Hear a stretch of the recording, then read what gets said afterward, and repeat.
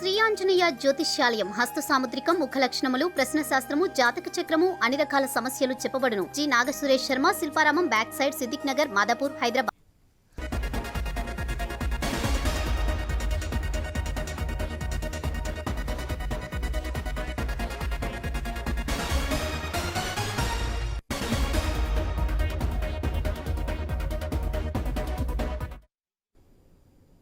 Right. ఇక parliament ఎన్నికల్లో Congress party తరపున బరిలోకి దిగేందుకు అభ్యర్థులు భారీగా పోటీ పడుతున్నారు. టికెట్లు ఆశించే వారి సంఖ్య రోజు రోజుకి పెరుగుతోంది.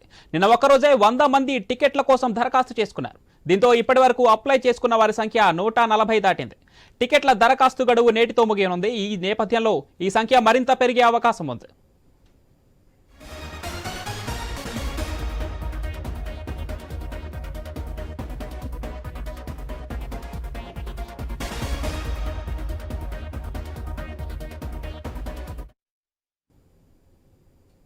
అత్యధికంగా రిజర్వ్డ్ స్థానాలైన మహబూబాబాద్, నాగర్ కర్నూల్, వరంగల్, పెద్దపల్లి నియోజకవర్గాలకు దరఖాస్తులకు అప్లికేషన్లు రాగా హైదరాబాద్ నియోజకవర్గానికి తక్కువ మంది అప్లై చేసుకున్నారు.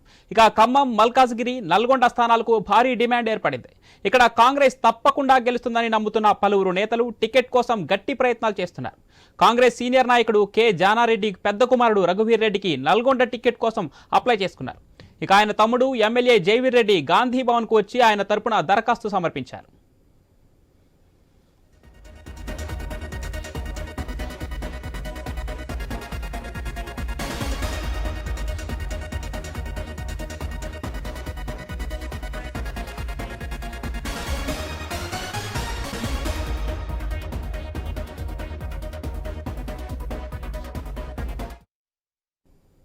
ఇక ఖమ్మం పార్లమెంటు స్థానానికి తీవ్ర పోటీ ఉంది.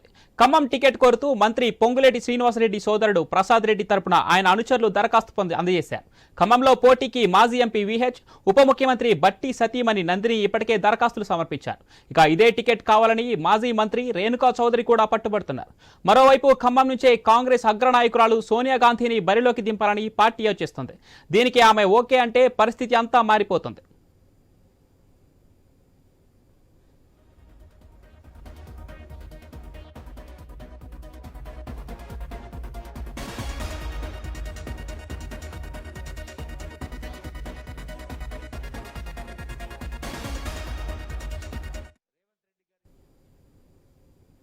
కేంద్ర మాజీ మంత్రి సర్వే సత్యనారాయణ మల్కాజ్గిరితో పాటు నాగర్ కర్నూల్, పెద్దపల్లి, వరంగల్ స్థానాల నుంచి దరఖాస్తు చేసుకున్నారు. ఏఐసీసీ కార్యదర్శి ఇటీవల అసెంబ్లీ ఎన్నికల్లో ఓడిన సంపత్ కుమార్ నాగర్ కర్నూల్ టికెట్ కోసం అర్జీ పెట్టుకున్నారు. ఇక ఇదే స్థానం కోసం ఢిల్లీ రాష్ట్ర ప్రభుత్వ ప్రతినిధి పిసిసి ఉపాధ్యక్షుడు మల్లు రవి ప్రయత్నిస్తున్నారు.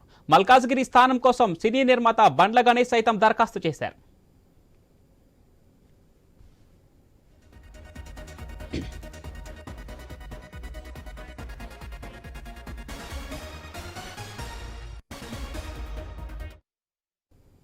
గతంలో బీఆర్ఎస్ తరపున ఎన్నికల బరిలోకి దిగాలని యత్నించిన మాజీ హెల్త్ డైరెక్టర్ గడల శ్రీనివాసరావు ఈసారి కాంగ్రెస్ తరపున పోటీ చేయాలని భావిస్తున్నారు.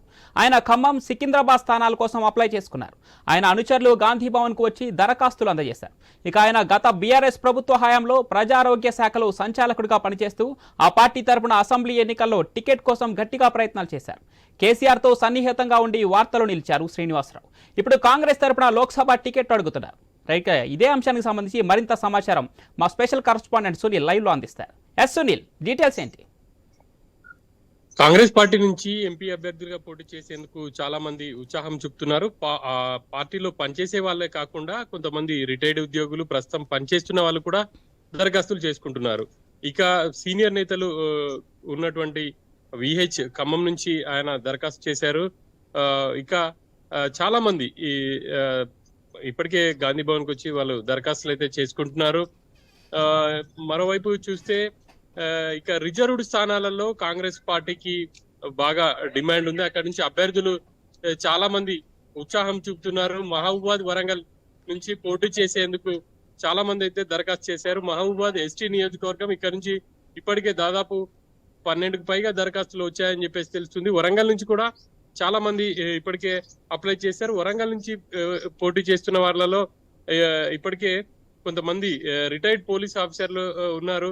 ఇక ప్రస్తుతం సర్వీస్ లో ఉన్న వాళ్ళతో పాటు వివిధ శాఖల్లో సర్వీస్ లో ఉన్నారు. వాళ్ళు కూడా చాలా ఉత్సాహంగా ఉన్నారు. దరఖాస్తు చేసేందుకైతే ముందుకు వస్తున్నారు.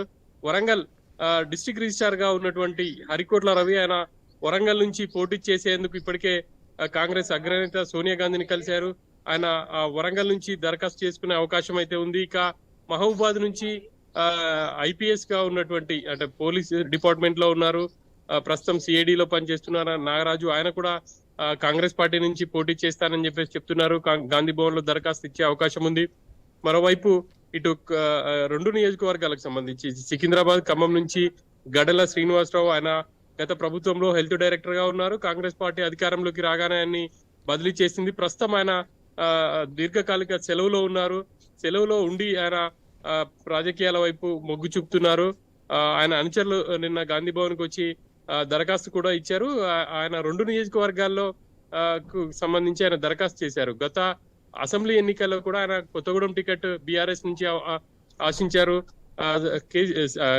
కేసీఆర్ సిట్టింగ్ లకి ఇవ్వడంతో ఆయన ఆశలు వదులుకున్నారు. ఇప్పుడు ఆయన పరిస్థితి చాలా విచిత్రంగా ఉందని చెప్పాలి. ఎన్నికల ముందు ఆయన కాంగ్రెస్ కి వ్యతిరేకంగా ప్రచారం చేశారు, వ్యతిరేకంగా సభలు ఏర్పాటు చేశారు.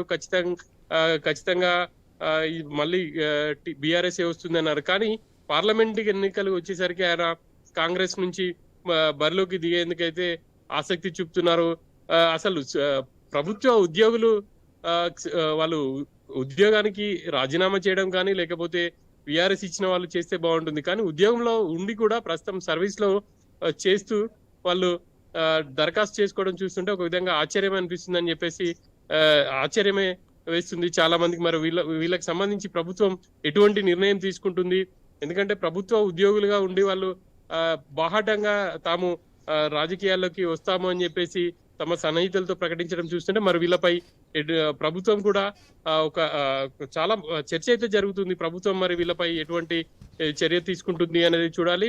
ఇక 17 నియోజకవర్గాలకు పార్లమెంట్ నియోజకవర్గాలకు సంబంధించి హైదరాబాద్ మాత్రమే 2 దరఖాస్తులు వచ్చాయి. మిగతా అన్నిటికీ దాదాపు 3 నుంచి 5 వరకు చాలా చోట్ల వచ్చాయి. ఇక మెదక్ నుంచి పార్టీ అధికార ప్రతినిధిగా ఉన్నటువంటి భవానీ రెడ్డి దరఖాస్తు చేశారు. ఇక్కడ నుంచి జగ్గారెడ్డి కూడా దరఖాస్తు చేసే అవకాశం ఉంది. ఆయన మొన్నటి ఎన్నికల్లో సంగారెడ్డి నుంచి పోటీ చేసి ఓడిపోయారు. పార్టీ కూడా ఆయన్ని మెదక్ నుంచి బరిలోకి దింపే యోచనలో ఉంది. అందుకు అనుగుణంగానే ఆయన మెదక్ నుంచి ఈ రోజు దరఖాస్తు చేసే అవకాశం ఉంది. దరఖాస్తులకు ఈ రోజు చివరి రోజు కావడంతో ఇంకా పెద్ద ఎత్తున చాలా మంది ఈ రోజు దరఖాస్తు చేసుకుంటారని చెప్పేసి కూడా భావిస్తున్నారు. నిన్న ఒకరోజే 100కు పైగా దరఖాస్తులు వచ్చాయి. ఎక్కువగా రిజర్వ్డ్ స్థానాలకు సంబంధించి అభ్యర్థులు దరఖాస్తులు అయితే చేశారు.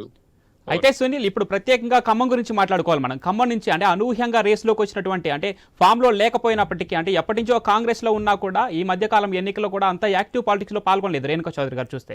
అయితే అనూహ్యంగా ఆమె కూడా ఫామ్లోకి వచ్చారు, అంటే రేస్లోకి వచ్చారు పార్లమెంటు స్థానం కోసం.